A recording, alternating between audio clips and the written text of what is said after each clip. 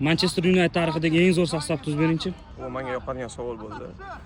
Xo'p, Varataga De Gea'ni qo'yamiz. Endi o'zi Van der Sarni qo'ysa bo'lardi. Endi men ko'proq De Gea'ni o'yini menga yoqqanligi uchun De Gea'ni Varataga qo'ydim.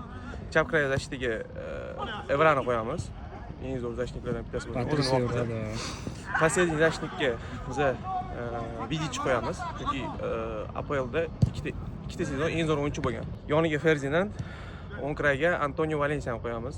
Bu eng zo'r zashniklardan bittasi bo'lgan, u ham o'ng kray zashtida. Xo'p, o'rtaga biz qo'yamiz bu zashnikka Paul Scholes qo'yamiz. Paul Scholes bu sal oldinroq o'ynaydi.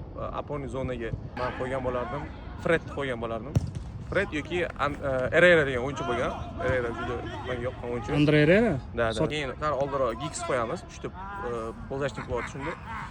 Chapga Ronaldoni qo'ygan bo'lardim. O'ngga Nani, napadение Runini qo'ygan bo'lardim. Men uchun mana shu simvolik eng zo'r sostav deb o'ylayman. Hozirgi 2008. Почти 2008.